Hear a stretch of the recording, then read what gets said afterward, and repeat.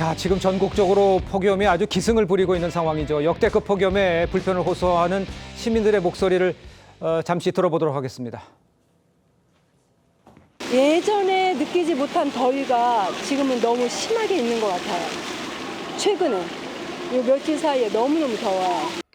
하나 사려다가 지금 2개 사고 있는 거예요. 너무 더워가지고 시원하게 여럿이 먹을 수 있는 거. 예, 이게 최고인 것 같아가지고. 확실히 날씨가 많이 더워졌는데 너무 많이 올랐어요. 작년에는 한 체감상으로 한 30% 정도 더 저렴하게 샀던 것 같은데 지금 너무 비싸서 근데 안 먹을 수도 없고. 자, 사건 사고 소식 하재근 평론가와 함께 이야기 나눠보도록 하겠습니다. 안녕하세요. 안녕하세요. 자, 지금 지난주입니다. 서울 낮 최고 기온이 31.8도로 이 7월 들어서 역대 가장 높은 온도를 기록을 하기도 했죠. 오늘도 지금 무더위가 계속되고 있는 가운데 지금 서울의 현재 기온 몇 도인지 이 폭염 경보도 발효가 돼 있는 상황이죠? 네, 오늘 서울 낮 최고 기온이 36도인데 네. 폭염 경보를 계속해서 이어지고 있고 네네. 전국적으로 굉장히 맑은 날씨였습니다. 오늘도. 근데 반가운 비 소식이 오늘 오후부터 저녁 사이에 전남북 서부 지역에 소나기가 될 수 있다라는 예보가 나와 있고 전남북에. 그렇습니다. 예. 그리고 또 제주도 지역에도 비가 내릴 가능성이 있다라고 기상청은 내다봤습니다. 그렇군요.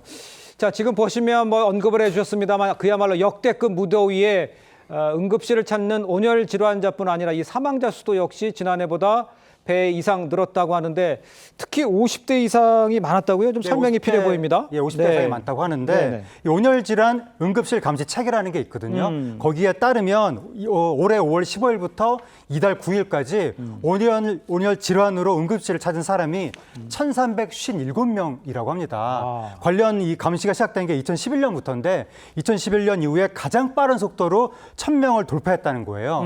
이달 8일에 하루에만 238명이 온열 질환 증세로 응급실을 찾았는데 최근에 제주 서귀포시에서 밭에서 80대 노인이 고체온 상태로 쓰러진 채 발견됐는데 숨졌거든요. 그런 식으로 최근에 온열 질환 추정 사망자도 9명이 됐습니다. 네네. 지난해 대비 3배가 늘어난 건데 굉장히 심각한 상황이고 말씀하신 것처럼 50대 이상이 전체 온열 질환자의 61% 이상을 차지하는데 네. 이 온열 질환이라는 게 처음에는 두통, 어지럼증, 근육 경련, 예. 피로감 이런 걸로 시작하는데 아. 이거를 방치하면 나중에는 혼수 상태가 될 수 있으니까 초기에 좀 대처를 해야 되겠습니다. 그렇습니다.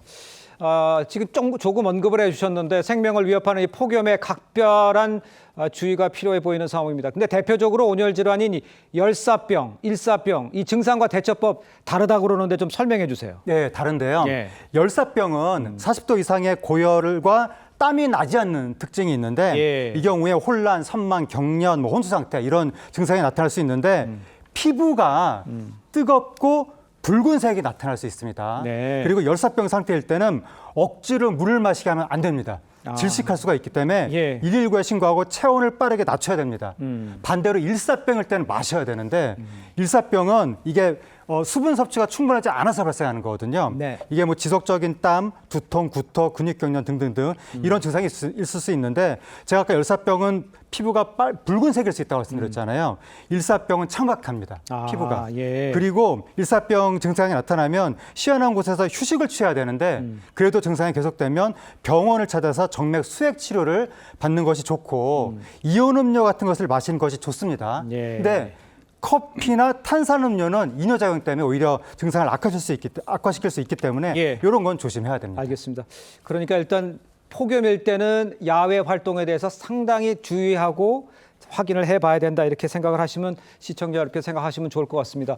자, 그런데 이제 기록적인 폭염에서 사망 사고까지 발생을 하자 다음 주부터 폭염 속에서 일할 때는 2시간마다 20분 이상 휴식이 보장되는 거 이게 의무화된다고요? 예, 다음 주부터 예. 그 체감 온도가 33도가 넘어가는 폭염에는 2시간마다 20분 이상씩 의무적으로 휴식을 취하게 예. 그렇게 하는 그 이 산업안전보건 기준에 관한 규칙 개정안이 예. 최근에 심사를 통과한 거예요. 네네. 근데 이게 올해 1월 달부터 이미 제기가 됐었는데 예. 계속 규제 심사에서 퇴짜를 맞았습니다. 어. 통과를 못하다가 네. 이번에 통과된 이유가 뭐냐면 지난 7월에 경북 구미에서 20대 베트남 국적 노동자가 온열 질환으로 숨지는 사고가 발생했거든요. 어. 사람이 이제 사망하니까 이제 난리가 난 겁니다.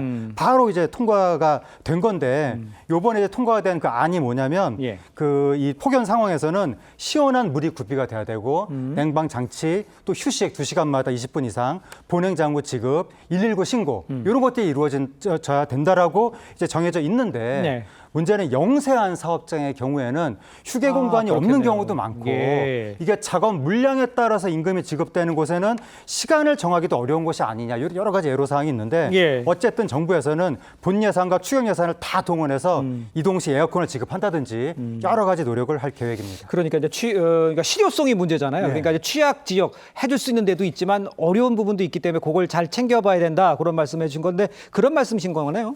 그렇습니다. 예. 그러니까 아까 말씀드린 대로 영세한 사업장에서는 여러 가지 실질적인 애로사항이 있을 수 있다. 예. 그래서 정부가 본 예산 200억 원, 뭐 추경 예산 150억 원 다 들여서 이제 노력을 한다고 하는 것이고, 그 다음에 혹시나 이러한 그 수칙을 지킬 수 있는데도 불구하고 안 지키는 것도 있을 수 있잖아요. 아. 거기에 대해서는 불시 지도, 뭐 안전 점검 이런 거를 계속 한다는 것이고, 네. 지금 관련 부처에서는 올 여름에 모든 행정력을 총동원해서 이것을 지키도록 하겠다. 그렇게 이야기하고 있는데 문제가 사각지대가 있거든요. 맞아요. 이게 좀 근로자들을 대상으로 하는 건데 그 특수고용직, 예를 들어서 택배 근로자 네. 이런 분들은 여기서도 제외된다는 겁니다. 아. 여기에 대한 대책도 필요해 보입니다. 알겠습니다.